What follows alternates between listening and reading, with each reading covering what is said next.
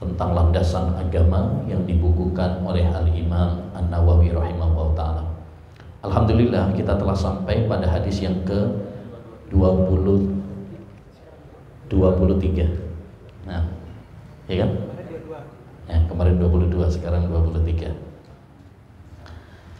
Bismillahirrahmanirrahim. An Abi Malik Al-Ash'ari Al-Haris ibni Asim radhiyallahu anhu, dari sahabat Abu Malik Al-Ash'ari Haris bin Asim, semoga Allah subhanahu wa ta'ala meridhoinya.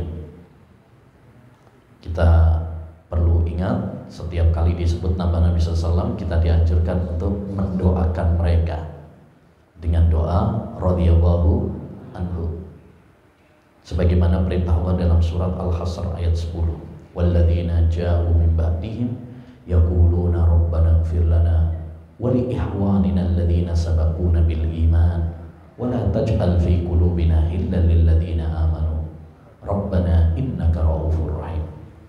Dan orang-orang yang datang setelah sahabat Muhajirin dan Ansar, mereka mengatakan, ya Allah, ampunilah kami dan orang-orang yang mendahului kami dalam keimanan.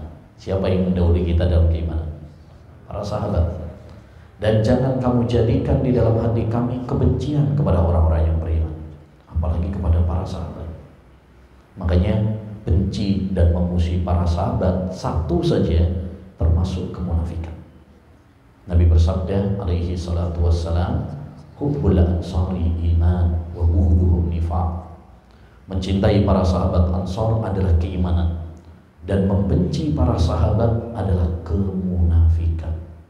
Ya, maka kewajiban kita adalah mencintai para sahabat dan mendoakan kebaikan untuk para sahabat. Jangan sampai mencela para sahabat, menghina para sahabat seperti yang dilakukan oleh orang-orang Syiah Rafidah. Ya. Kemudian anin Nabi sallallahu alaihi wasallam annahu kana yaqul, dari Nabi sallallahu alaihi wasallam bahwasanya beliau bersabda. Ini juga satu faedah, jangan lupa setiap kali disebut nama Nabi sallallahu kita bersolawat kepada beliau. Dan inilah salah satu manfaat kita belajar hadis. Karena orang yang belajar hadis, dia akan sering bersolawat. Sebab kalau belajar hadis itu dia akan sering mendengar dan sering membaca disebut nama Nabi Shallallahu Alaihi Wasallam. Maka jangan pelit-pelit untuk bersolawat. Nabi bersabda, al-bahilu man dzukirtu indahu wa lam yusalli alayya. Orang yang pelit adalah orang yang disebut nama saya tapi dia tidak bersolawat. Ingat sabda Nabi Shallallahu Alaihi Wasallam, orang yang paling dekat tempat duduknya di surga salah satunya adalah orang yang paling banyak bersolawat kepada Nabi alaihi salatu wassalam. Ya, maka kita bersyukur kita bisa belajar hadis-hadis Nabi. Mudah-mudahan ini bisa menjadi ladang pahala bagi kita dengan bersolawat kepada beliau. Ada sebuah hadis dalam riwayat Ahmad dari Abdullah bin Amr bin Al-As yang menunjukkan betapa besarnya keutamaan bersolawat. Kata Nabi, siapa yang bersolawat kepada beliau ya sekali, maka malaikat akan bersolawat kepadanya 70 kali. Ya, 70 kali. Kalau Allah akan bersolawat kepadanya 10 kali. Tapi kalau para malaikat akan bersolawat kepadanya 70 kali. Ini menunjukkan faedah dari faedah-faedah bersolawat kepada Nabi alaihi salatu wassalam. Nabi SAW bersabda, ya, Anda bacakan dulu hadisnya, nanti kita ambil beberapa faedah darinya. At-tuhuru syatrul iman.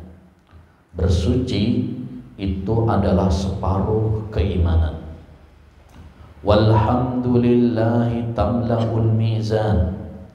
Dan ucapan alhamdulillah, alhamdulillah artinya segala puji bagi Allah Subhanahu wa taala, tamla'ul mizan, memenuhi timbangan, yakni timbangan amal besok pada hari kiamat. Wa subhanallahi walhamdulillah tamla'ani aw tamla'u ma bainas samawati wal ard. Dan ucapan subhanallah, subhanallah artinya maha suci Allah Subhanahu wa taala. Walhamdulillah, dan ucapan alhamdulillah yang artinya segala puji bagi Allah Subhanahu wa taala akan memenuhi antara langit dan bumi.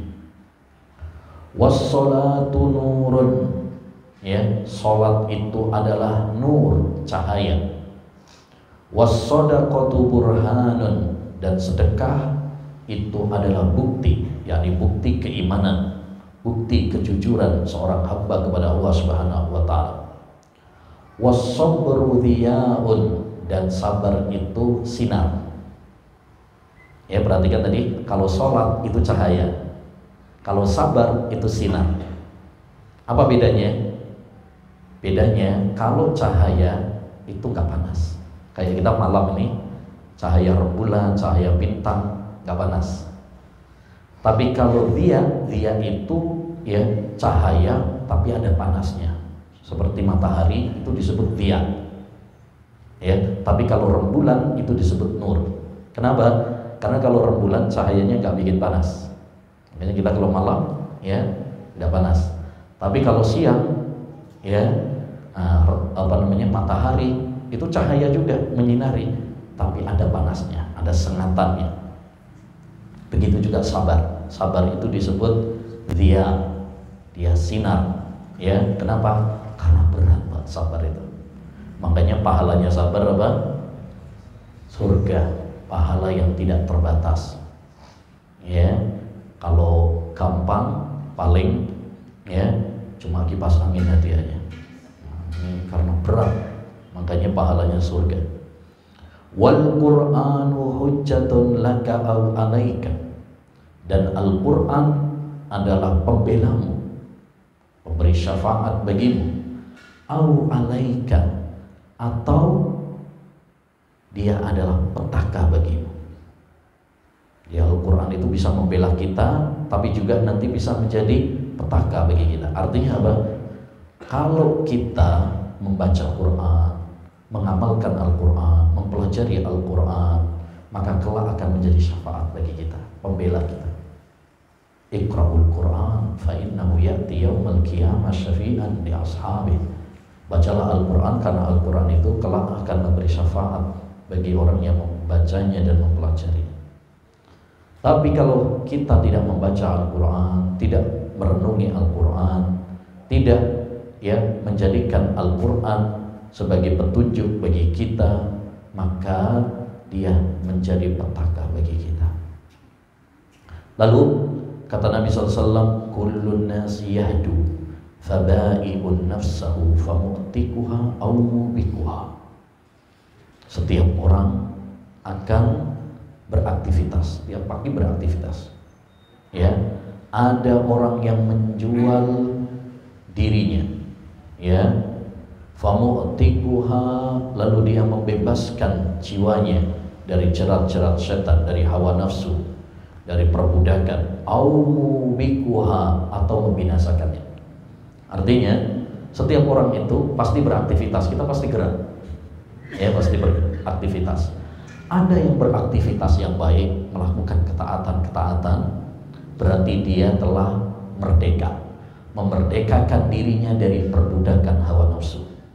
Makanya merdeka yang sesungguhnya itu kalau kita merdeka dari syirik menuju tauhid, kalau kita merdeka dari kebid'ahan menuju sunnah, kalau kita merdeka dari kemaksiatan menuju ketaatan kepada Allah SWT, itu merdeka yang sesungguhnya. Adapun orang yang melakukan kemaksiatan berarti dia mencelakakan dirinya, membinasakan dirinya. Nah, orang itu ada yang beraktivitas yang baik, ya, ada yang beraktivitas yang buruk. Yang beraktivitas maksiat, syirik, bid'ah berarti membinasakan dirinya, menjerumuskan dirinya dalam kebinasaan di dunia dan di akhirat. Hadis ini, ma'asyiral muslimin, hadis yang sangat penting sekali, termasuk landasan dalam agama Islam, karena menghimpun kaidah-kaidah penting dalam Islam. Ya, makanya banyak amalan-amalan yang dianjurkan dalam hadis ini tadi. Ada sholat, ada sedekah, ada zikir, dan lain sebagainya. Baik, kita bahas satu persatu. Dari hadis ini dapat kita ambil faedah. Pertama, pentingnya kesucian. Diambil dari kata at-tuhuru syatrul iman. Kesucian, kebersihan itu adalah separuh keimanan. Dan kesucian ada dua macam. Pertama, kesucian batin, kesucian hati. Kita bersihkan hati kita dari kotoran-kotoran, kotoran syirik, kotoran bid'ah, kotoran maksiat, dengki, sombong. Itu penyakit semuanya, Pak. Kotoran semuanya kita bersihkan. Bersihkannya bagaimana, Ustaz? Kalau baju kan tinggal dicuci ya, bersihkannya. Kalau hati, bagaimana membersihkannya? Membersihkannya dengan tauhid. Kita mengesahkan Allah SWT. Membersihkannya dengan membaca dan mempelajari Quran. Membersihkannya dengan melakukan ketaatan-ketaatan kepada Allah SWT, seperti sholat, ya, sedekah, puasa, dan lain sebagainya. Membersihkan hati dengan meninggalkan maksiat, karena maksiat itu yang bikin hati kotor. Ya, membersihkan dengan doa kepada Allah Subhanahu wa taala. Membersihkan dengan zikir kepada Allah Subhanahu wa taala. Nah, itu. Ini kesucian yang pertama, yaitu kesucian apa? Batin, kesucian hati. Dan ini lebih penting daripada kebersihan zahir. Kebersihan pakaian, kebersihan badan, kebersihan tempat tinggal itu penting, tapi ada yang lebih penting, yaitu kebersihan hati. Jangan sampai kita lebih perhatian sama kebersihan casing kita, pakaian kita rapi, tapi hati kita kotor. Badan kita bersih, mandi tiap hari, tapi hati kita penuh dengan noda, maksiat dan dosa. Ya. Yang kedua, kebersihan zahir. Zahir itu artinya kesucian yang nampak, seperti kebersihan pakaian, kebersihan badan, kebersihan tempat tinggal. Nah, ini juga perlu diperhatikan. Jadi Islam itu perhatian dua kebersihan, Pak. Kebersihan hati dan kebersihan zahir juga. Jangan sampai kita hanya kebersihan hati saja, udah nggak perlu mandi, ya. Terus rumahnya nggak perlu dibersihin, ya. Bajunya nggak pernah dicuci, enggak juga. Tapi juga jangan sebaliknya, hanya memperhatikan kebersihan zahir tapi nggak memperhatikan kebersihan batinnya. Dua-duanya harus kita perhatikan. Walaupun kebersihan batin lebih penting. Ya, Islam juga sangat perhatian sama kebersihan. Buktinya apa? Banyak. Satu, Allah Subhanahu wa taala mewajibkan kepada kita sebelum sholat untuk wudu. Bahkan tidak sah sholat kita kalau nggak berwudu. Ini untuk kebersihan. Bahkan kalau kita perhatikan, ketika wudu itu yang dibersihkan itu anggota-anggota tubuh yang sering berinteraksi dengan kotoran. Tangan, wajah yang sering ya kena debu, ya, kaki. Adapun perut, punggung enggak, karena jarang berinteraksi dengan kotoran. Islam juga menganjurkan kepada kita, bahkan mewajibkan dalam sebagian keadaan mandi. Seperti mandi jinabat diwajibkan. Itu untuk apa? Kebersihan. Islam memerintahkan dan menganjurkan kita untuk menjaga sunnah-sunnah fitrah. Apa sunnah fitrah itu? Potong kuku, ya, merapikan kumis, ya, mencabut bulu ketiak, mencukur bulu kemaluan, ya, dan lain sebagainya. Ini juga termasuk apa? Sunnah-sunnah fitrah yang intinya adalah kebersihan. Islam menganjurkan kepada kita menjaga kebersihan mulut dan gigi dengan menganjurkan apa? Bersiwak. Bahkan kata Nabi, ya, as-siwaku madharatan lil fam mardhatan lirrabb. Siwak itu membersihkan mulut dan membuat Allah Subhanahu wa taala ridha. Bahkan beliau mengatakan, andaikan aku tidak khawatir memberatkan umatku, saya akan wajibkan mereka bersiwak setiap kali wudu dan setiap kali sholat. Jadi intinya Islam itu sangat menekankan kepada kita untuk menjaga kebersihan dan kesucian. baik kesucian batin maupun kebersihan zahir. Yang kedua, di antara hadis ini juga memberikan faedah kepada kita keutamaan zikir, terutama ucapan alhamdulillah dan subhanallah. Kita dianjurkan oleh Allah SWT untuk berzikir dalam setiap keadaan. Ya ayyuhalladzina amanu dzkurullaha dzikran katsiran. Wahai orang-orang yang berzikir, wahai orang-orang yang beriman, zikirlah kalian, ingatlah kalian kepada Allah dengan secara sering, banyak. Bahkan dalam kondisi perang Allah menganjurkan kita untuk berzikir.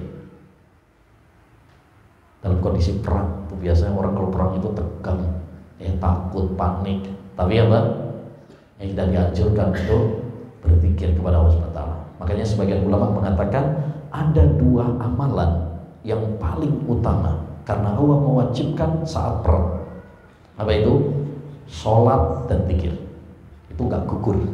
Walaupun saat perang tetap dianjurkan, yaitu sholat dan zikir. Baik. Lebih-lebih dan zikir ada dua macam. Yang pertama, zikir secara umum. Zikir secara umum itu artinya semua amalan yang mengingatkan kita kepada Allah Subhanahu wa taala, menjadikan kita ingat sama Allah. Salat itu disebut zikir. Karena dengan salat orang ingat sama Allah Subhanahu wa taala. Ngaji ilmu agama seperti ini zikir apa tidak? Zikir, karena dengan ngaji menuntut ilmu seperti ini kita jadi ingat sama Allah SWT. Makanya majelis ilmu disebut majelis zikir. Seperti dalam hadis, ghanimatu majalisi dzikri al-jannah. Keuntungan majelis zikir, yaitu majelis ta'lim, majelis ilmu, adalah menggapai surga. Makanya Sa'id bin Jubair, muridnya Ibnu Abbas, pernah mengatakan, kullu amilin bi ta'atillah fa huwa dzakirun lillah. Setiap orang yang melakukan ketaatan kepada Allah berarti dia telah berzikir kepada Allah Subhanahu wa taala. Yang kedua, zikir secara khusus. Zikir secara khusus yaitu zikir dengan lisan. Seperti dalam hadis ini, apa kata Nabi? Alhamdulillah tamla'ul mizan. Ucapan alhamdulillah itu memenuhi timbangan, yakni memberatkan timbangan besok di akhirat. Demikian juga ya ucapan alhamdulillah dan subhanallah itu ya, wa subhanallah walhamdulillah itu memenuhi antara langit dan bumi. Artinya apa? Ini zikir dengan lisan. Kita mengucapkan subhanallah walhamdulillah la ilaha illallah Allahu akbar. Ya, zikir dengan lisan. Membaca Al-Qur'an zikir dengan lisan. Sholawat kepada Nabi itu zikir dengan lisan. Berarti itu zikir secara khusus. Zikir secara khusus. Jadi dianjurkan bagi kita untuk selalu ingat sama Allah SWT. Ya, maka kita dianjurkan tuh dalam setiap keadaan perbanyak zikir kepada Allah. Dan zikir ini amalan ringan tapi pahalanya besar, Pak. Kita sambil kerja bisa juga berzikir. Ibu-ibu sambil masak, sambil goreng bisa sambil berzikir. Bapak-bapak sambil nyupir bisa berzikir kepada Allah Subhanahu wa taala. Subhanallah, alhamdulillah, la ilaha illallah, Allahu akbar. Supaya apa? Supaya kita ini selalu ingat sama Allah. Jangan lupa, jangan lalai sama Allah Subhanahu wa taala. Makanya mulai dari bangun tidur sampai kita tidur lagi itu ada zikirnya. Ya, ke toilet ada zikirnya, bangun tidur ada zikirnya, keluar rumah ada zikirnya, ke masjid ada zikirnya, masuk masjid ada zikirnya, keluar masjid ada zikirnya, ada hujan ada zikirnya, semuanya ada zikirnya. Pakai baju ada zikirnya, semuanya supaya apa? Supaya kita selalu ingat sama Allah Subhanahu wa taala. Jangan ingat sama Allah itu cuma pas lagi kepepet saja. Jangan jadikan Allah Subhanahu wa taala seperti ambulan. Orang kalau ya kapan butuh ambulan? Lagi butuh. Jangan jadikan Allah Subhanahu wa taala ibaratkan seperti ambulan. Pas butuh saja baru ingat sama Allah. Tidak. Hendaknya bagi kita selalu ingat sama Allah kapanpun, dalam setiap keadaan. Siapa yang mengingat Allah dalam keadaan longgar, maka Allah akan mengingatnya dalam keadaan yang sempit. Demikian juga dari hadis ini dapat kita ambil faedah beriman dengan adanya timbangan besok pada hari kiamat. Ya, jadi kita sebagai seorang muslim dan muslimah wajib mengimani bahwa besok pada hari kiamat itu akan ada timbangan yang memiliki dua neraca.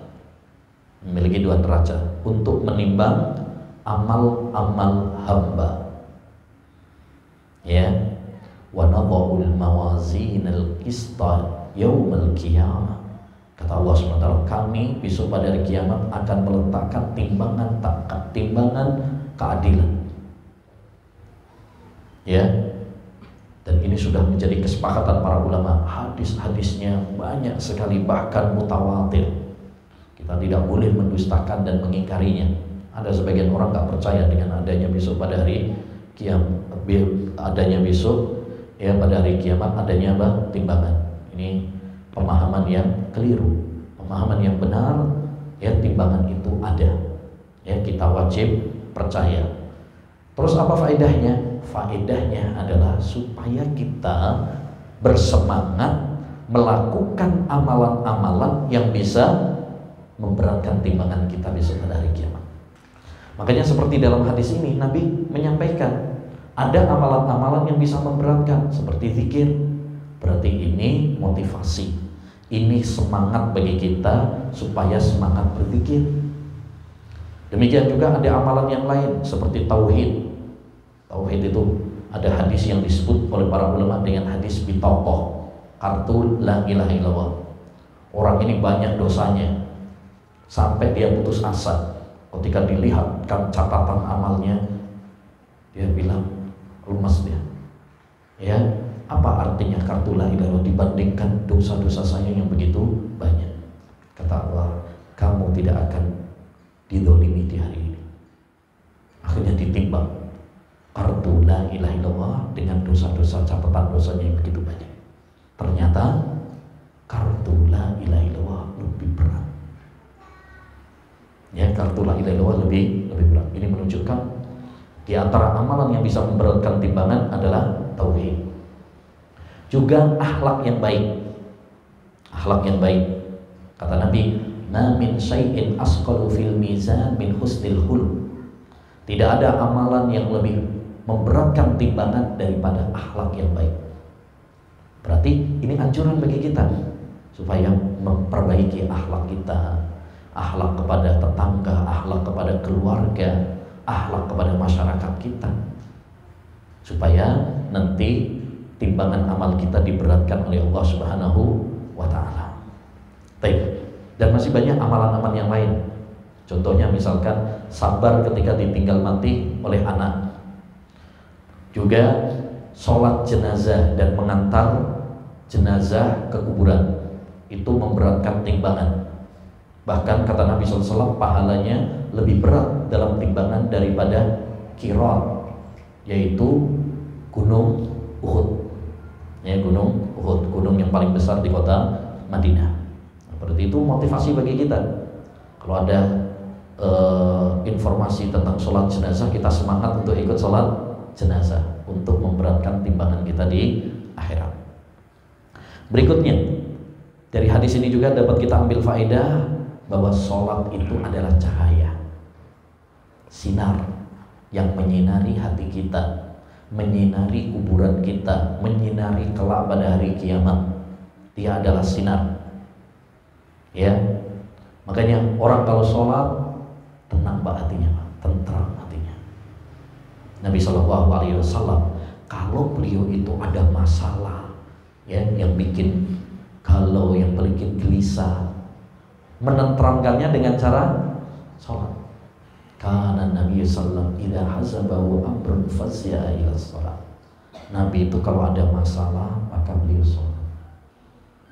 Karena dengan sholat masalah seberat apapun akan menjadi ringan. Ya ayyuhalladzina amanu ista'inu bis-sabri was-shalah Wahai orang-orang yang beriman, mintalah kalian bantuan dalam menghadapi ujian. Dan semua kita pasti pernah menghadapi ujian. Untuk meringankan ujian tersebut, caranya dua, bis-sabri was-shalah, dengan sabar dan dengan sholat. Ya, maka ini, apapun masalah yang menimpa kita, hadapi dengan sabar dan hadapi dengan sholat. Insya Allah kita akan menjadi hamba yang kuat. Dan di antara faedah dari hadis yang mulia ini juga, bahwa sedekah itu adalah bukti. Maksudnya bukti apa? Bukti kebenaran dan kejujuran iman kita. Kenapa? Karena orang itu biasanya pelit sama duit. Dia sangat cinta. Manusia itu dibuat cinta sama harta. Zuyyina lin-nasi hubbus syahawat minan nisa'i wal bani wal qanatiril muqantarah minadz dzahabi wal fiddah. Dibuat indah dalam pandangan manusia cinta kepada wanita, anak, emas, perak.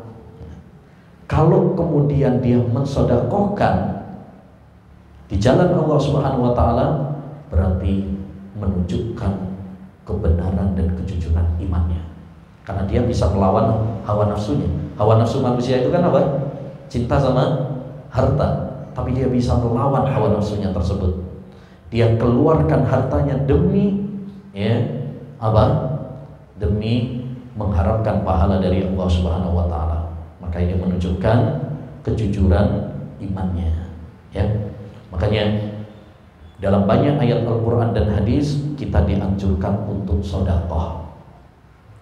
Dan pahalanya banyak, berlipat-lipat, menghapus dosa dan membuat harta tersebut barokah. Mana qasad shadaqatun minna. Sedekah itu tidak membuat harta berkurang, tapi malah nambah, diberkahi semua. Baik. Berikutnya hadis ini juga menunjukkan kepada kita faedah bahwa sabar itu adalah sinar. Sabar itu adalah sinar. Kalau sholat itu cahaya, kalau sabar itu sinar. Apa bedanya? Bedanya tadi, kalau cahaya itu nggak bikin panas. Seperti kita kalau ya ini ada cahaya lampu, ada cahaya rembulan, bintang, itu nggak bikin kita panas. Tapi kalau dia itu artinya sinar, sinar itu bikin panas. Seperti matahari. Ya, matahari disebut oleh Allah dia. Kenapa? Karena dia panas, ada sengatannya. Begitu juga sabar. Sabar itu dia. Kenapa? Karena sabar itu berat. Sabar itu berat. Dan Allah Subhanahu wa taala sering menyebut kata sabar dalam Al-Qur'an sampai 93 ayat dalam Al-Qur'an. Allah menyebut kata sabar di dalam Al-Quran sebanyak 93 ayat. Ini menunjukkan pentingnya sabar. Dan sabar ada 3 macam. Disebutkan para ulama, sabar itu ada 3 macam. Yang pertama, sabar dalam menjalankan perintah Allah Subhanahu wa ta'ala. Kayak sabar ngaji ilmu agama seperti ini, butuh sabar, Pak. Kalau nggak sabar pulang biasanya. Sabar mendidik istri dan anak itu butuh sabar. Kalau nggak sabar, anaknya dibanting, anaknya diomelin, bahkan mungkin anaknya dibunuh kalau nggak sabar. Itu kemarin saya dapat ada berita, ada seorang bapak bunuh 4 anaknya. Itu berarti dia nggak sabar, nggak sabar. Naudzubillah min dzalik. Di Indonesia seorang bapak bunuh anaknya, 4 anaknya sekaligus. Naudzubillah min dzalik. Ya, stres kayaknya. Nah, ya ini menunjukkan bahwa semuanya butuh sabar. Ibadah butuh sabar, mendidik anak butuh sabar, mendidik istri butuh sabar. Ya. Nah, yang kedua, sabar meninggalkan larangan-larangan Allah. Apalagi kalau udah kecanduan, itu harus sabar.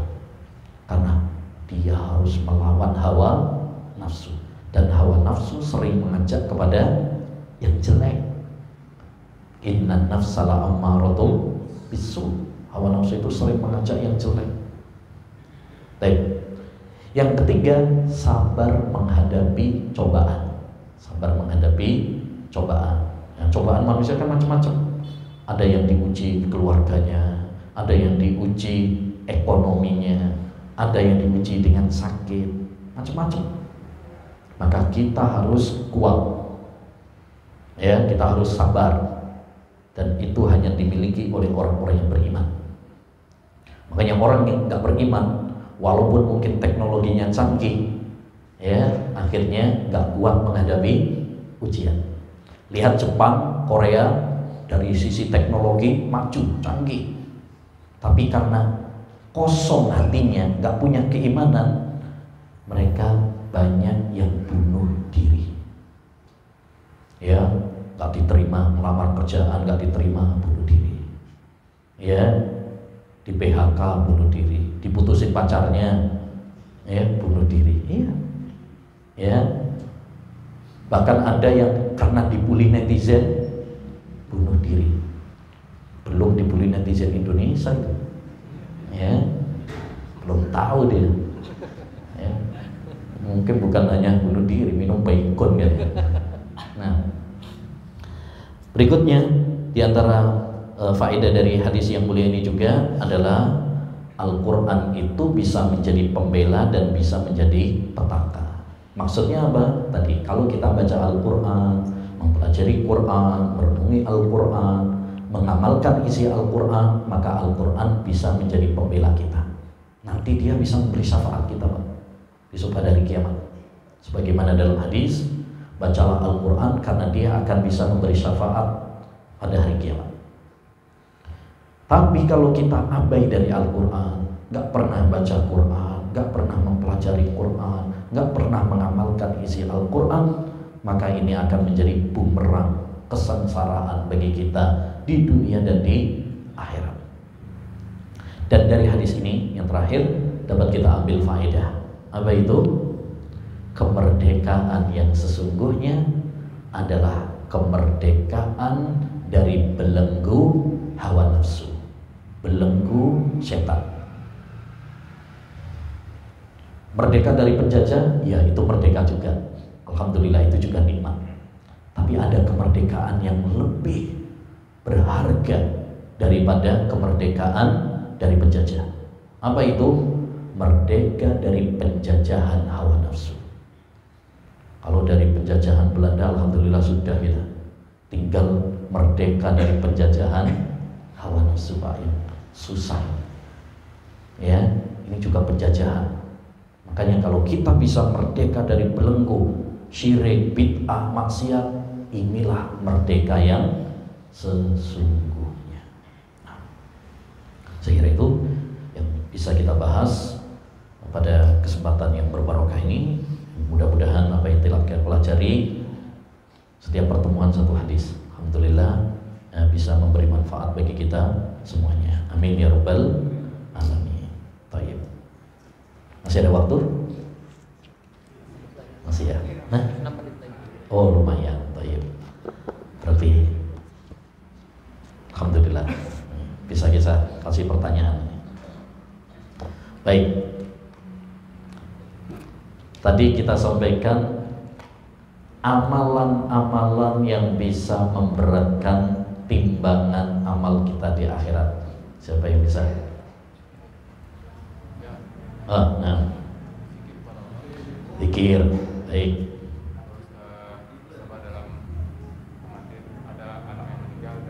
Tahir sabar ketika ada yang meninggal dunia. Nah, yang ketiga, akhlak yang baik. Tahir. Terus satu lagi, yang paling penting, Pak. Apa? Tauhid, masya Allah, ahsan, barakallahu fiik. Ibu-ibu kayaknya pengen ditanya juga gitu. Oh gitu. Ada mic-nya nggak? Atau yang Ya, oh kedengaran. Siap. Nanti sambungkan di sini ya. Siap. Jadi Bilal loh itu. Iya, Ibu sekarang Bu. Iya, belum pernah ditanya Ibu-ibu. Tadi kita sampaikan berapa kali kata sabar disebut dalam Al-Quran, berapa ayat? Bentar, belum selesai. Dan sebutkan macam-macam sabar. Ibu, satu aja. Satu orang, jangan rame-rame.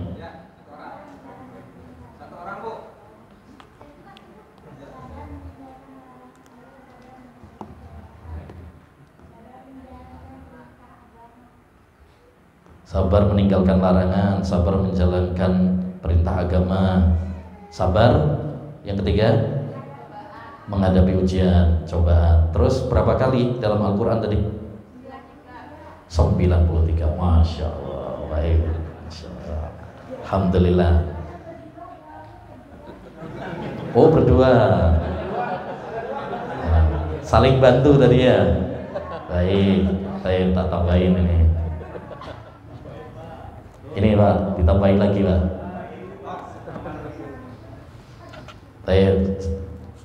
Sekarang ibu-ibu lagi dah. Iya, ibu-ibu belum pernah ditanya. Berarti yang sudah jawab jangan jawab lagi, biar gantian. Tadi kita sampaikan, ya,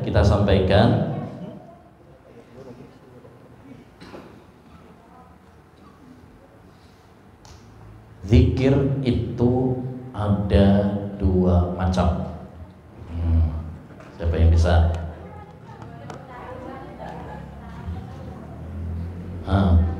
Yang jawab satu aja, habis ini hadiahnya. Gimana Bu? Zikir secara umum. Apa maksudnya zikir secara umum?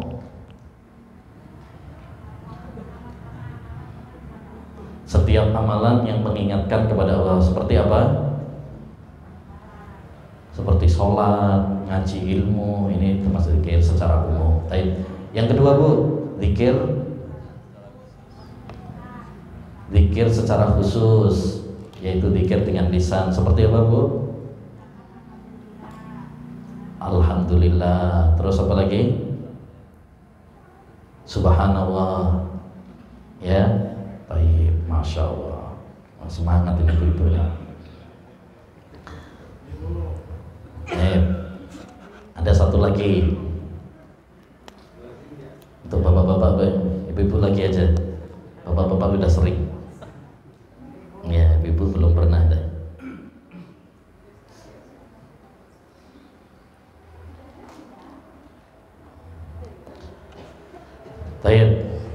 Tadi kita sampaikan sholat itu cahaya, tapi kalau sabar itu sinar. Apa bedanya antara cahaya sama sinar? Ibu, siapa yang bisa?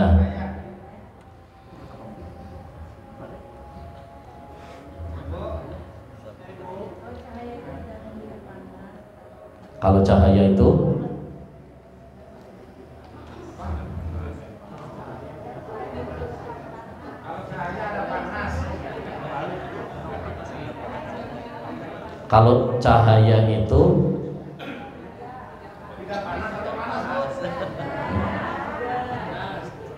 tidak ada panasnya.